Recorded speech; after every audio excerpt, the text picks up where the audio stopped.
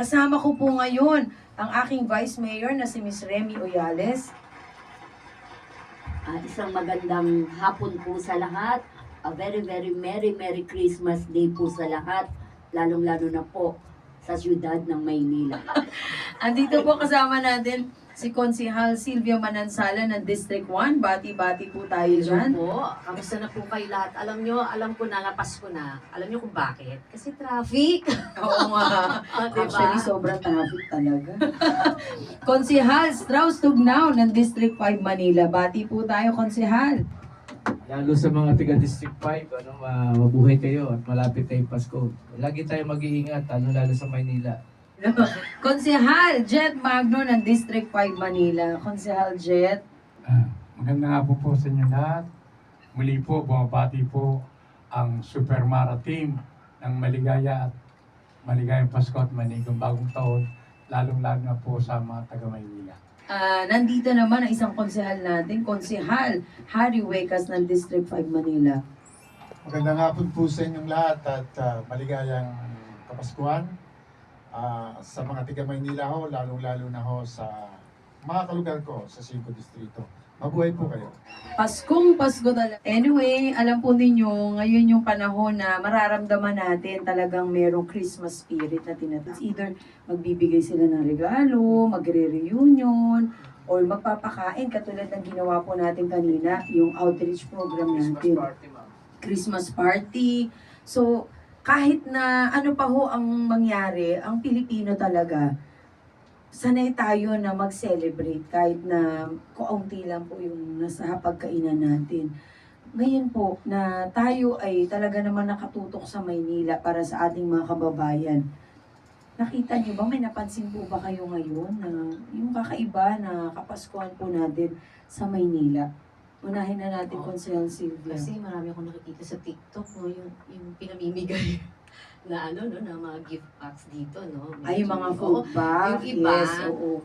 yung mga iba sa TikTok kasi nagko-compare talaga sila, no, sa iba-ibang mga city, no. Oo nga, nakita ko nga rin yung So, Konsehal. Grabe, iba na talaga yung panahon. Konsehal Strauss, parang malaking problema mo sa mga inaanak mo ngayon. Sabi nila, Ninong, baka naman. Sa Maynila naman, mama, malaki na ang pinagkaiba. Dati konti ang traffic, ngayon ang traffic. Oo, so marami pa rin talaga yung mga street children na umaasa pa rin talaga sila sa. Kaya nakakalungkot bilang magulang, nakikita mo yung mga bata, imagine mo na lang kung yung anak mo nakakalat doon. Siyempre tayo hindi natin matitiis, lalo kayo mayora, si Vice Mayor, kami mga konsyal. Hindi natin matitiis yun eh. Buti na lang nandiyan kayo, hulog kayo ng laki. Konsehal Harry, ano po ang nakikita nating kaibahan ngayon na Pasko po ng Manileño, ng Pilipino? Ang nakikita ko po ngayon ay sa kabila ng advent ng LED lights, dapat mura na ang ilaw, di ba, Mayora? Pero sa kabila ng pagiging mura ng kuryente sa LED light, wala akong nakikita masyado nagsasabit ng mga Yung mga Christmas lights. lights. So, sa tingin ko po ay ito ay produkto ng damdamin ng tao. Ba't ako maglalagay ng ilaw? Ba't ako maglalagay ng simbolo ng kasiyahan samantalang ang katotohanan ay malungkot? Di ba? Sabi mo nga, mga street children nagkalat eh. Minsan, ang Pasko, although dapat maging masaya ito, pero mas maraming, instead saya ang dala, mas maraming nalulungkot dahil lalo nilang nararamdaman yung kawalan nila sa buhay. So, kaya nga ang esensya ng Pasko ay pagbibigay. So, kaya ang pinaka-esensya po ng makabagong Pasko ay ang ating Super Mara. Kasi kahit hindi Pasko, nagbibigay siya. Yan ang tunay po. Ibabagsak na regalo. Yun po ang nausap. Oo nga. Sabi, Konsehal Jet. sabi nga po doon sa kanta, ang pag-ibig lagi maghari. Araw-araw magiging Paskong lagi. Yes, dapat lagi talaga. Kasi po yung pag-ibig ng Diyos si Kristo yun. Yung katauhan ni Kristo nakikita ko kay Ma'am Mara eh. Yung pag-ibig niya sa kapwa Pilipino, yung pag-ibig niya sa matatanda, yung pag-ibig niya sa Manila. araw-araw ang Thank pag-ibig you. niya laging nakalaan sa Maynila. Pakinggan po natin si Vice Mayor. Vice. Ang sabi nga natin, ang spirit of Christmas is gift giving. Samantalang, dapat ginagawa yon hindi lamang sa panahon ng Kapaskuhan. Dapat sa araw-araw, yung delivery of basic services sa mga constituent natin sa Maynila ay madama po nila yan. At yan po ay magbabago kung tatanggapin niyo po ang challenge ng Superhero Mara Team na tayo po ay magkaroon ng pagbabago sa siyudad ng Maynila upang madama natin ang tunay ng spirit of gift giving and happiness sa pamamagitan po ng pagbabago ng ating magiging mamumuno at yan po ay sa pamumuna ng ating superhero Mara Tamundong na Pasko araw-araw. Pero alam niyo po, balikan natin yung kabataan natin. Ako po kasi nung bata, sa aming bahay, kapag tumungtong ang September 1, talagang ang magulang ko ay mag-general cleaning na, mag-ayos na kami. Para medyo raw matagal yung buwan na pakiramdam namin, excited kami pag Christmas. At the same time, talagang ang Kapaskuhan, talagang kailangan magdasal. So yung, yung misa natin ng 9 days, simbang gabi, talaga nagsisimbang gabi po kami palagi. Kasama ko po yung mga kapatid ko. So doon, yung pakiramdam ng isang bata, kung inaalala ko po, excited ako kasi nagiging malapit ka sa Panginoong Diyos. Kasama mo yung pamilya mo magsimba, gigising kami ng madaling araw, tapos uuwi kami ng bahay, may dala kaming puto bumbong, kakain kami ng bibingka. Yun yung memories ko talaga na hindi ko talaga makakalimutan. Ibig sabihin, more than dun sa pagkain o yung pagsisimba, yung pakiramdam ko na kasama ko yung pamilya ko ng mahaba para i-celebrate yung pagdating ng birthday ni Jesus Christ, yun yung nagpapa-excite sa akin, more than dun sa pamasko na makukuha ko. Kasi po, nung bata kami, dahil 7 kami magkakapatid, hindi kaya ni mama mamasko sa mga ninong-ninang namin. Di ba, yung mga bata noon, lalabas talaga, mamamasko. Kami sabi ni mama, paano ko kayo madadala sa ninong-ninang yung may hilo na ako sa inyo, wala nang ganun. So, siya na po yung nagre-regalo sa amin. So, yun yung pakiramdam po ng isang bata na ako, nung kabataan ko, doon ako excited palagi. Pagdating ng December, magsisimba kami sabay-sabay. Yun yung para ngayon, sa aking pong comparison ngayon, yung mga kabataan, hindi nila alam yung sense ng pagsisimba at saka yung pagka-gather o yung laging kasama yung pamilya. Kaya ako po talaga sa totoo lamang, pag tuwing tinitignan ko po yung mga kabataan, sabi ko sana yung naranasan ko nung bata ako, sana mararamdaman nila ngayon. Kasi yun din talaga yung nakatulong sa akin, kaya lumaki ako talaga na may prinsipyo at meron talagang kinikilala sapagkat ganun po yung nakalakihan ko. Kaya sana sa atin pong magmula na tayo, kung tayo ay makaupo at ibigay talaga sa atin ng Panginoong Diyos. Ay, alam ko naman po, pero sinasabi ko lang, be humble. Konsyal talaga. Sabihin, gusto ko pong turuan natin yung mga kabataan na maging malapit sa Panginoong Diyos at kilalanin yung pagkakaroon ng matibay na pamilya ay isang matibay din na pagmamahal na maibibigay sa kanila habang buhay. Kayo po, ano po yung pinaka-memories ninyo nung bata kayo na hindi nyo makakalimutan na pag Pasko, parang special na special talaga yung pakiramdam natin pag Pasko? Naisip ko yung pinsan ko kasi, kung kailan siya, December 24, saka siya magpapakulot. So doon Inabot na niya kami ng ilalabas yung no? budget niya magpaganda. Nabot na kami ng Noche Buena, nandun pa kami sa pakulutan. Sa GP.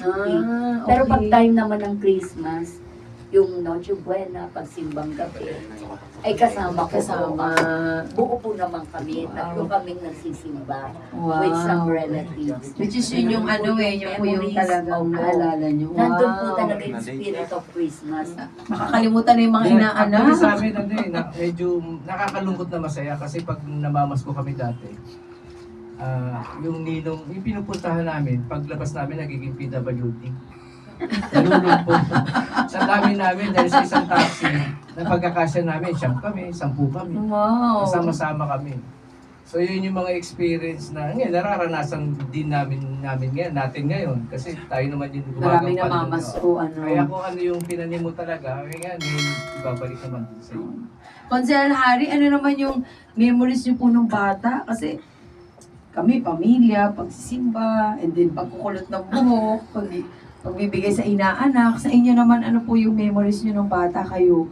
Ang naalala ko lang po, yung excitement ko na matulog sa gabi. Kasi sa umaga, pupuntahan ko yung medyas na sinapit ko. Kung ano Oo yung nga. laman. Araw-araw yung pagka nagsimula na ang December 16, nagsasabit na kami ng medyas. Medyas. Sa iba't ibang parte ng bahay. So kaya doon nakapokus ang aking isipan. Pag nagising ako, punta na kami kaagad sa medyas. Binabantayan nyo, konsehal, kung may laman na. Opo. Yun talagang ano namin. Yun ang aking masasayang alaala sa Ang sarap maging bata, ano pagdating po. ng Kapaskuhan. At ang maganda pa ron, buong sa paniniwala ko na si Santa Claus ang naglalagay doon. Minsan medyo tinangali ako ng gising, inutusan ako ng father ko. Hoy, sabi niya, bumili ka nga muna ng candy sa tindahan kasi hindi ko nalagyan yung isang medyas. Ito lang pala naglalagay. Nabuking ka agad. Oo. So yun ang aking happy memories. Pagdating ng Pasko. Ang sarap naman talaga. Pasko. Ay, opo. Ano po ba yung mga Pasko nyo noon? Baka mukhang extravagant. Sabi ko nga po kanina, pinangulat kami ng magulang ko na si Kristo ang Pasko. Palibasa ang father ko, naging punong barangay ng matagal na panahon.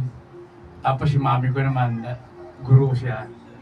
Yung bahay po namin halos araw-araw may tao. Sa bagay. Kaya masasabi ko na para sa amin, yung nung maliit po ako, yan po kinagisnan ko eh. Yung bahay namin halos hindi mawala ng tao Araw-araw, lalo na Kaya- pagdating ng Kaya lumalabas Disyembre. kasi sabi ng mami ko, araw-araw kasi sa atin Pasko. Wow. Yung kapayapaan, yung pag-ibig ng Diyos, dapat araw-araw Araw-araw. nasa pamilya na.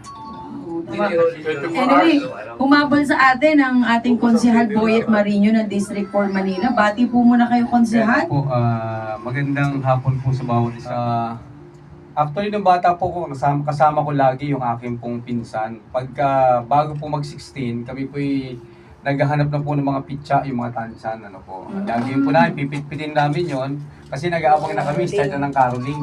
Ano po. Oo, Basta tama. kami, tandem kami ng pinsan ko noon eh. O tandem kami dalawa, basta pag merong nagbigay, hati tayo. O ganun kami lagi. Ay, yung Kaya- tansa kasi iniipon, Oo, tapos iniipon, ginaganon tapos para nilalagay may po sa music. sa sa alambre, tapos yun na yung pinakatugtog namin.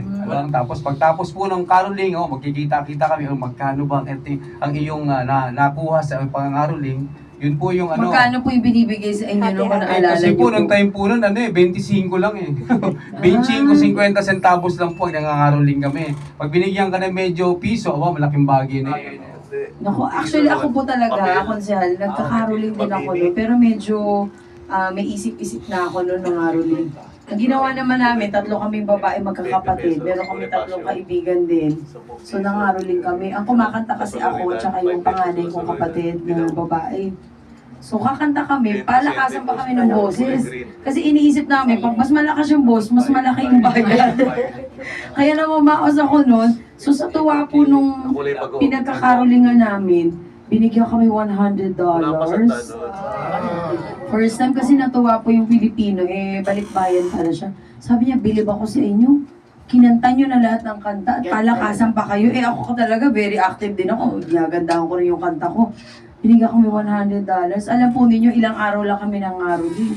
Ang naipon namin is 10,000 at that time. Kaya nag-celebrate po kami sa Glorieta nung time na yun. Yung quad pa nga na tinatawag kasi nanood kami ng scene. Yun yung kaligayahan po ng bata, kumbaga yung happiness niya, hindi rin po talaga matatawaran. Kaya mahalaga yung maibibigay nating memory sa mga anak natin, sa mga kabataan po sa Maynila, talagang gawin nating memorable. Kasi malaking parte po yun pagka lumaki sila. Kasi magiging, nila yun pagkatao, madadala po nila yan.